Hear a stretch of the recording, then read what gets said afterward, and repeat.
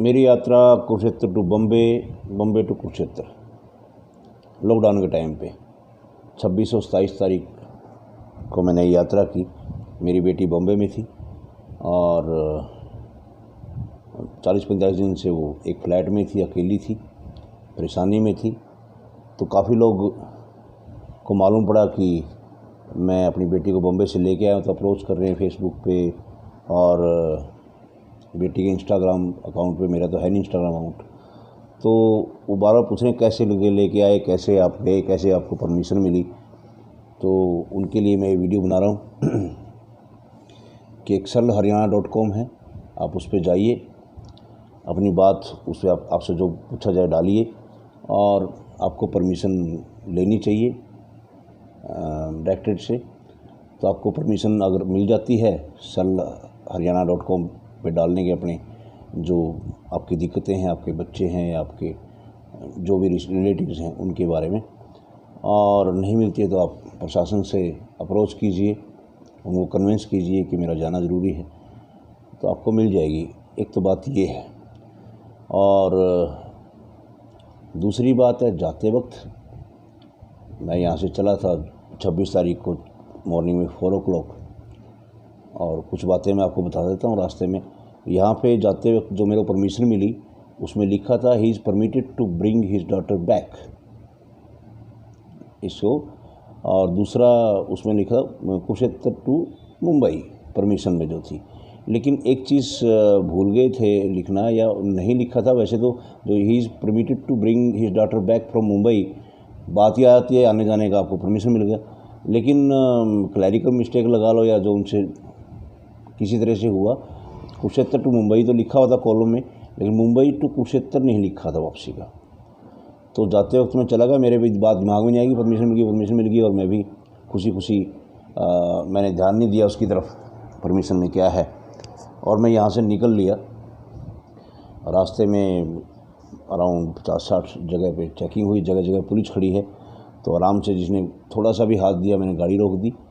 आप भी गाड़ी रोकिए, कानून का पालन कीजिए। उन्होंने जो डॉक्यूमेंट मांगे मैंने कहा परमिशन है, परमिशन देखी। किसी ने मेरा आधार कार्ड मांगा, किसी ने मेरा दूसरा प्रूफ मांगा, तो मैं सब साथ में लेके गया था। और रजिस्टर है सबके पास, वो आपका बायोडाटा उसमें लिखवाते हैं, आराम से लिखवाए जाइए। कोई पुलिस वाला रोकता है, भागेंगे उसको देख के तो अच्छा नहीं, उसको फेस कीजिए। एक बात तो मैं, अगर जो कोई जाता है भाई, तो मैं ये कह दूँ, मैं अपनी बेटी को सही सलामत बम्बे से यहाँ वापस ले आया। दूसरा जो एक चीज़ होती है, बहुत अच्छा इंजाम लगा, पुलिस वालों ने बड़ा अच्छा बिहेव किया, जाते वक्त भी आते वक्त भी। थोड़ी सी दिक्कत आते वक्त हुई, रात के 2:30 बजे मुझे, जो मैं उसके बारे में बता दूं, क्योंकि सभी एक जैसे नहीं होते, लेकिन ज़्यादातर पुलिस वाले, अगर एक पुलिस वाले के ख़राब होने से हम सारी डिपार्टमेंट को तो नहीं कहते। यहाँ तक कि जब वापस आ रहे थे, तो अभी जब आदमी सफ़र करता है तो चाय की तलब ज़्यादा लगती है, लेकिन कोई भी चाय की दुकान या कोई रेस्टोरेंट या कोई ढाबा, कोई कुछ भी खुला नहीं था। चाय पीने का, खाना पीना तो मैं साथ में लेके गया था गाड़ी में।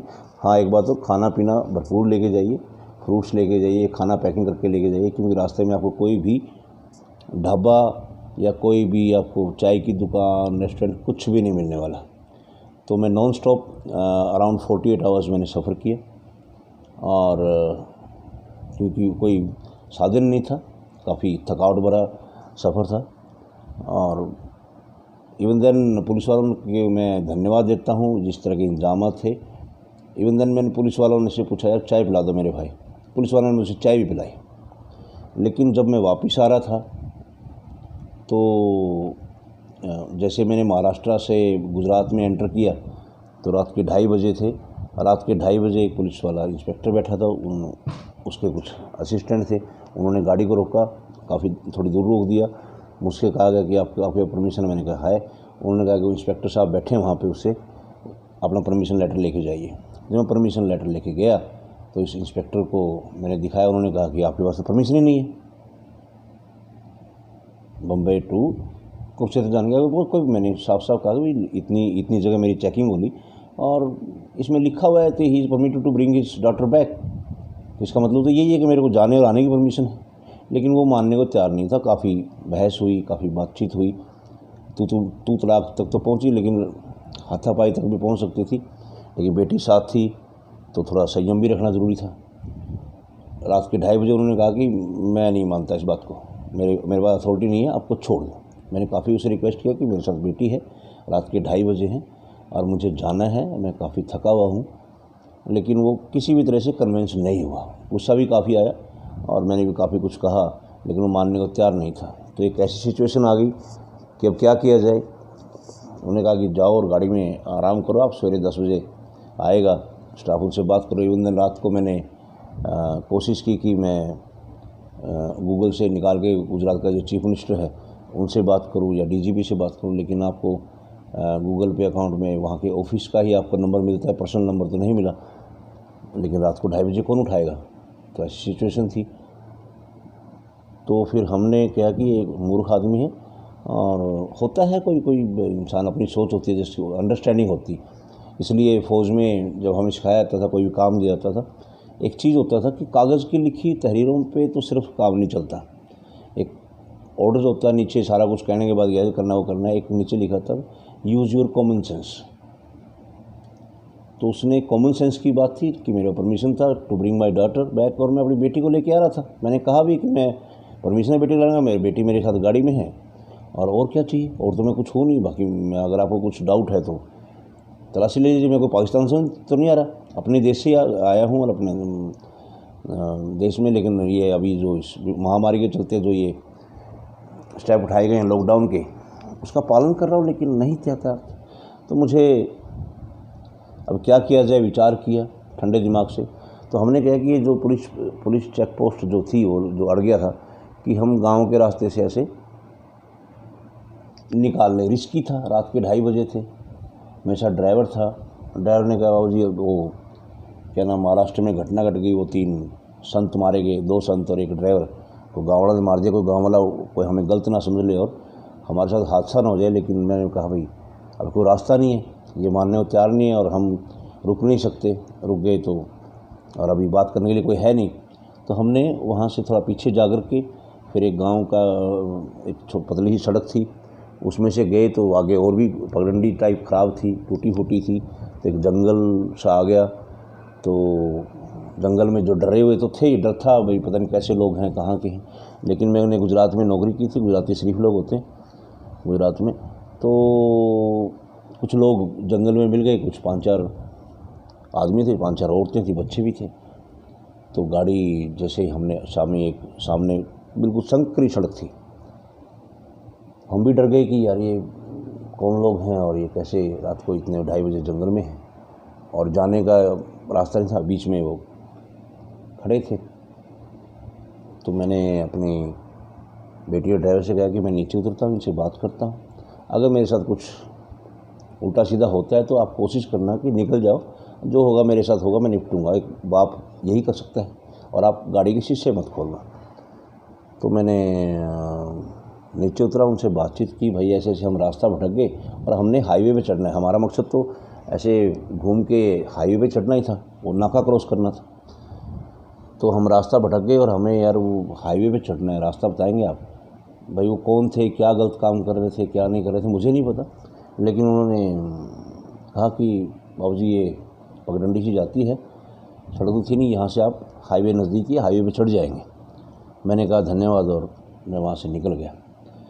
तो और चलो रास्ते में बाकी किसी ने कुछ नहीं कहा और ठीक ठाक घर पे पहुँच गए। लेकिन एक बात जो मैं कहना चाहता हूँ कि उसमें कॉमन सेंस जो भी ड्यूटी दे रहे हैं, आज पुलिस की छवि इस कोरोना महामारी में जो घटनाएं हैं बड़ी अच्छी बन गई। लोग सम्मान करने लगे, आम आदमी भी दिल से सम्मान करने लगे, क्योंकि इनका बड़ा योगदान रहा है, बड़े अच्छे डील की है। एक आध होता है महामूर्ख हो, हर जगह होता है। तो उसमें यही है, कॉमन सेंस का यूज़ करना पड़ेगा भाई, अगर आप जा रहे हैं अपने बच्चों को लेने के लिए परमिशन के बाद भी। और दूसरा जो ड्यूटी पे हैं उन्हें भी कॉमन सेंस का यूज़ करना चाहिए था। जैसे अगर वो जो लोग थे मेरे साथ कोई घटना घट जाती, जैसे महाराष्ट्र में उन सन्यासियों के साथ घटी है, तो मेरा भी परिवार बर्बाद हो सकता था और एक ज़िंदगी बर्बाद हो सकती थी एक आदमी के कारण, एक जाहिल ही कहूँगा, एक जाहिल पुलिस वाले के कारण ये सारा कुछ मेरे एफर्ट्स, मेरा परिवार कोई घटना घट जाती, कोई दुर्घटना हो जाती तो रिस्क था।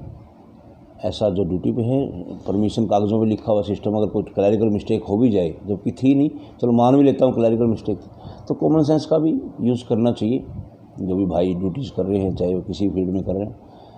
तो अगर आपके बच्चे हैं, क्योंकि अगर आप वेट कर सकते हैं 3 तारीख तक तो कीजिए। मेरा लड़की का सवाल था इसलिए मैं गया।